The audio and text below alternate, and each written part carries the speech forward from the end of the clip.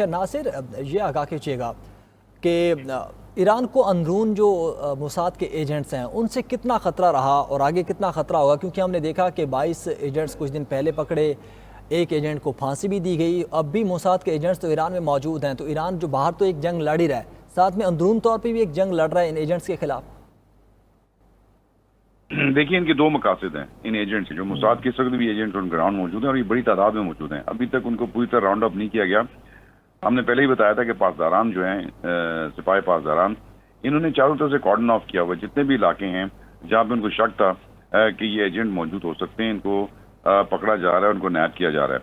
और इसके अंदर हमने ये भी देखा था कि हमारे पड़ोसी मुल्क के भी कुछ अफराद को गिरफ्तार किया गया इनके साथ साथ, क्योंकि इसका नेक्सस बताया जा रहा है इंडिया और इसराइल का इस हवाले से। देखिए, दो मकासद हो सकते हैं। एक तो इनका मकसद ये हो सकता है कि डिस्टेबलाइजेशन ऑफ, पहले तो उन्होंने पहली वेव में तो उन्होंने जनरल्स को हिट किया, और ये अब कोई ढकी चुकी बात नहीं है कि बूट्स ऑन ग्राउंड मौजूद थे, मोसाद के एजेंट्स वहां में मौजूद थे, जिनको अंदरूनी तौर पे हमायत भी हासिल थी कुछ हल्कों की। ईरानी जो सेपरेटिस्ट हैं या जो अपोजिशन के जो लोग हैं, और उनको बड़ी तादाद में पकड़ा भी गया, उनको टीवी स्टेट मीडिया पे दिखाया भी गया। ये अब ढकी छुपी बात तो है नहीं जिसको हम डिस्कस ना करें। दूसरी बात यह कि इनका दूसरा जो मकसद है, मोसाद के जो एजेंट्स हैं इस वक्त, उनका दूसरा मकसद है रजीम चेंज के हवाले से रास्ते साफ करना। क्योंकि देखिए, जो IRCG है, जो इनकलाब पासदारान है, इनकी जो बेसिकली एक तंजीम है, जिनके जनरल को आज शहीद भी किया गया। आज के जो अटैक थे हसन ठीक है नासिर, मैं आपकी जाने दोबारा आऊँगा। कतक कलाम मुआफ़ी दिफाई तज़्ज़िकार मसूद अहमद खान हमारे साथ मौजूद हैं, उनका तजिया लेंगे इस पर। मसूद साहब शुक्रिया आपका, फरमाइएगा। अब खुशाइंद बात है यकीनन कि खबरें आ रही हैं कि जंग बंदी शुरू हो चुकी, कुछ देर बाद बाकायदा ईरान इसका ऐलान कर देगा। तो आप इस ओवरऑल सिचुएशन को कैसे देख रहे हैं? खुशाइंद अमल है, जंग बंदी होने जा रही है? जी हाँ, सर्टनली मेरे ख्याल में बहुत पॉजिटिव डेवलपमेंट है। और उन खदशात के बरक्स से जो कल के अल उदैद बेस पे स्ट्राइक्स की कोशिश जो की गई थी, उसके बाद से तवक्को की जा रही थी कि गल्फ कोऑपरेशन काउंसिल के कोऑपरेशन के ममालिक भी इसमें शामिल हो सकते हैं, तो वो एक बड़ी सीरियस डेवलपमेंट हो सकती थी। लेकिन जिस तरीके से अभी ये चीज़ें डेवलप हो रही हैं, मेरे ख्याल में एक बहुत अच्छी डेवलपमेंट हो। और देखिए, इसमें तमाम जो फरीक हैं अब इसमें विक्ट्री क्लेम करेंगे, और इसमें हर एक कहेगा कि हमने अपने ऑब्जेक्टिव्स अचीव किया है। लेकिन जो ग्राउंड रियलिटीज हैं कि इजराइल के जो ऑब्जेक्टिव्स थे, पॉलिटिकल थे, मिलिट्री थे, वो अचीव तो वो नहीं कर सका, बल्कि इजरायली तो डिफेंसलेस हो गए थे। ईरान उन पर प्रिवेल कर गया था, जिस तरीके से उन पर मिसाइल की बारिश कर दी थी। और इवन आज सुबह आपने देखा होगा जो मिसाइल स्ट्राइक्स हुई हैं, और जो वहाँ पे बीर शेबा वाले एक 7 स्टोरी बिल्डिंग पे हिट किया, तो उससे कैजुअलिटीज भी हुई है। तो एक इम्पैक्ट था, एक नफ्सियाती एक जो था दबाव था इजराइल के ऊपर, तो वो हम कह सकते हैं। और मिलिटरीली भी वो उनकी कोशिश थी कि वो साइट्स को, मिलिट्री जो न्यूक्लियर इंस्टॉलेशन को डिस्ट्रॉय करे, उसको वो नहीं कर सके। देयरफॉर उन्होंने अमेरिकन को उसको मिलिट्राई किया था।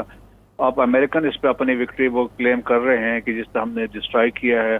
अब डिपेंड करता है कि डैमेज असेसमेंट की कोई रिपोर्ट नहीं आई है, क्योंकि जो इंस्टॉलेशन है ये थे वो अंडर द ग्राउंड थे। और ये भी बताया गया कि जो यूरेनियम इनरिचमेंट थी वहाँ पे, वो भी रिलोकेट किया गया था। तो मेरा ख्याल में अब ये कोशिश यही थे कि जब ये बातचीत पे बैठेंगे तो सारे की कोशिश होगी पोजीशन ऑफ स्ट्रेंथ से बातचीत हो। और इसमें अमेरिका जिस तरीके से वो छठा राउंड होना था वो दोबारा स्टार्ट होगा। और मुझे लगता है कि फ्यूचर में जब भी ये बातचीत होगी तो इसमें यूनाइटेड नेशन सिक्योरिटी काउंसिल के तमाम मेंबर हो सकते हैं इसमें इन्वॉल्व हो, क्योंकि ईरान की ख्वाहिश होगी कि इसमें रशियंस और चाइनीज की प्रेजेंस हो जब बातचीत हो। लास्ट टाइम देखें ये दो ममालिक नहीं थे, बाकी तीनों थे। तो अब इस पर भी ये इन्वॉल्वमेंट होगी तो उसमें भी चीज़ मजबूत होगी। तो ओवरऑल हम देखें तो मेरा ख्याल में कि एक अच्छा डेवलपमेंट है, पीस की डेवलपमेंट है। और कल एक इंडिकेशन भी रात को हुई थी जब तेल की कीमतें एकदम गिर गई थी, जहां पे हमें खदशात थे बढ़ जाएंगी वहां पे गिर गई थी। सो वो भी एक इंडिकेशन थी, बिहाइंड द सीन कुछ न कुछ चल रहा था। अच्छा मसूद साहब, बज़ाहिर तो यही लगता है कि दोनों फरीक चाहते थे कि जंग बंदी हो जाए, और डोनाल्ड ट्रंप ने भी ये बयान दिया कि दोनों फरीक मेरे पास आए थे जंग बंदी के लिए। लेकिन इसराइल का माजी देखें तो आपको लगता है कि इसराइल जंग बंदी पर कायम रहेगा, या फिर आपको लगता है कि फिर कोई इस तरह की इकदाम करेगा जिससे फिर एस्केलेशन का खदशा पैदा हो?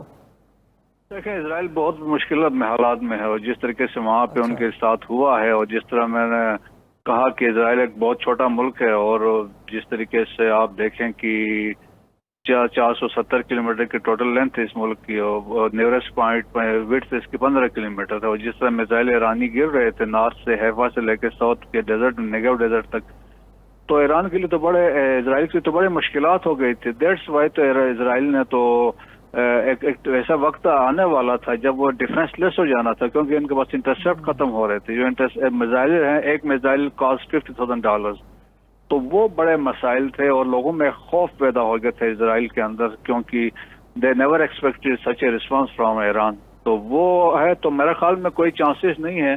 अब देखें जब गारंटर्स बैठेंगे, स्पेशली मैंने कहा जब चाइना रशिया होगा तो वो इम्पोर्टेंट किरदार अदा करेंगे। लेट्स नॉट फॉरगेट इसमें पाकिस्तान का भी एक बड़ा कलीदी किरदार रहा है और इन चीज़ों में पाकिस्तान ने अपना कंसर्न का इजहार किया है। पाकिस्तान ने जिस तरह अपनी सॉलिडरिटी दिखाई है ईरान के साथ, और ख़ास तौर पर आप देखें जब field marshal Asim Munir America में थे, जब प्रेसिडेंट ट्रंप से मिले थे, वहाँ पे भी ईरान वाली सिचुएशन पे और मिडिल ईस्ट की सिचुएशन पे बातचीत की गई थी और यकीनन वहाँ पे अपने कंसर्न का वहाँ पे उन्होंने कन्वे भी किया होगा। और पाकिस्तान ने फिर आपने देखा फील्ड मार्शल आसिम मुनीर तुर्किया गए थे, तो वहाँ पे भी उनका एक बड़ा बातचीत का वो एक हम कह सकते हैं कि बिहाइंड द सीन उनका भी एक किरदार है कि चीज़ों को सेटल करवाने के लिए। तो मेरा ख्याल में पाकिस्तान की रेलेवेंस भी इस पूरे मौके पे, और पाकिस्तान ने 10 मई के बाद अपनी रेलेवेंस इंटरनेशनली भी एस्टेब्लिश की है।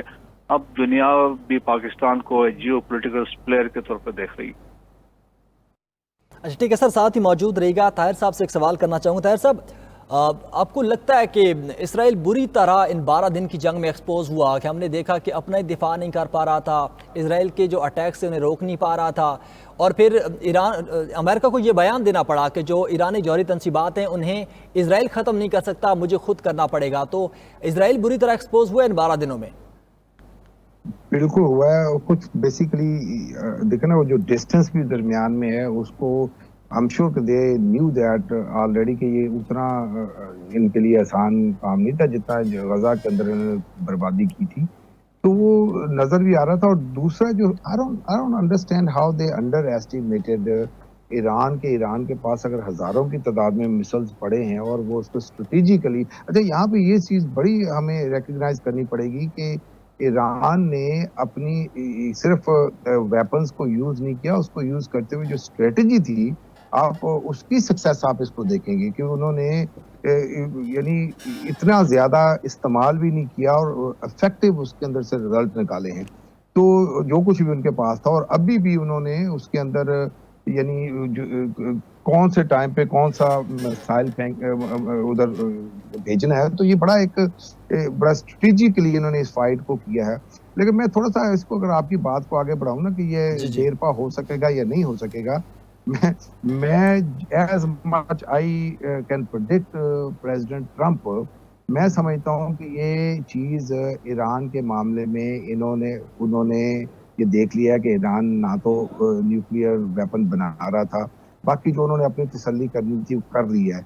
जैसे प्रेसिडेंट ट्रंप को यानी ट्रेड को बैलेंस करने का एक खपत उनके ऊपर सवार है कि जी उन्हें टैरिफ और ट्रेड के मामलात के अंदर, मैं तो शायद ये समझूंगा कि वो इसको भी एक अपॉर्चुनिटी समझेंगे, क्योंकि ईरान को तो बहुत सारी चीजें चाहिए अमेरिका से इस वक्त। तो शायद इस सारी जो नेगोशिएशंस हैं इसके अंदर इन चीज़ों को भी मान लिया जाए। मेरा ख्याल है इनके बोइंग, इनके पास आज भी जहाज इसके पार्ट्स इनके पास नहीं है, ये उसके अलावा बहुत सारी और चीज़ें हैं। तो ये शायद एक तो सीज फायर, मैं तो शायद ये ट्रेड भी शायद ईरान के साथ शुरू हो जाए नियर फ्यूचर के अंदर।